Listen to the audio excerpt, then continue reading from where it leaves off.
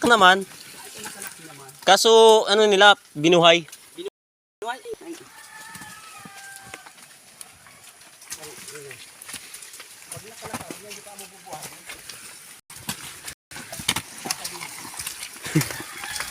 Na ano ito yung babang kusa Ay, sa akin. pag binubuhay. Oo. Dito tayo ngayon sa Abuyog, guys. Bilang isang kuya na naisipan magtrabaho dito sa Bicol. Guys, may kuryente na rin dito, guys.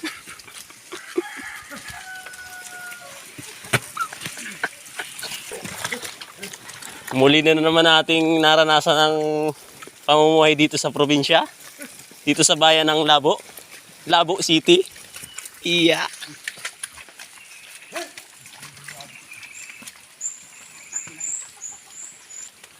Oo.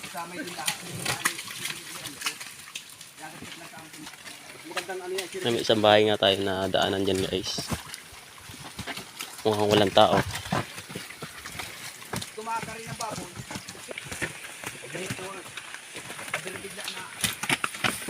Hey guys!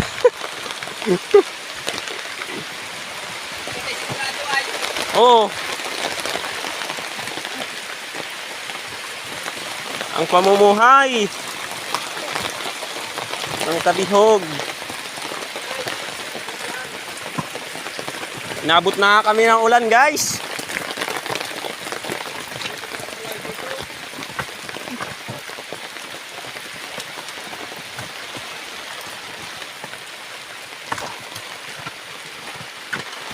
Ayan guys, nagpaan na nga ako dyan, guys. Nagpaan na ako.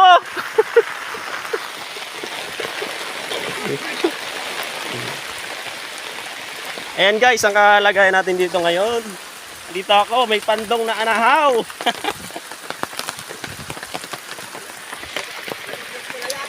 Ka-vlog. Bali, 3 kalabaw ang dala natin, guys. Ayan, isang piyon. Sama na nga ng daan dito sa Abuyog, guys.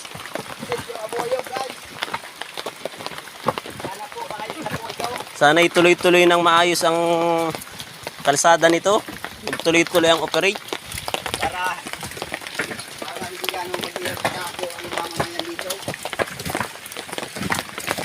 At kahit hauler ay makakaahon na sana kung ito'y pinapaayos na agad. Huwag naman sana ang umulan ng umulan para tuloy-tuloy ang ating mga ka-construction boy. Nakita nyo naman ang daanan. Talagang pahila lang at kalabaw mga karaan guys dito. Sa ating mga minamahal na gobernador at mga kontraktor ay Patray-tali po at kaya naman dito sa mga tayo.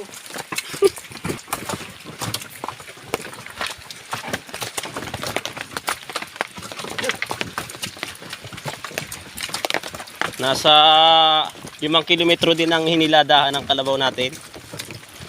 At dito na nga magtatapos.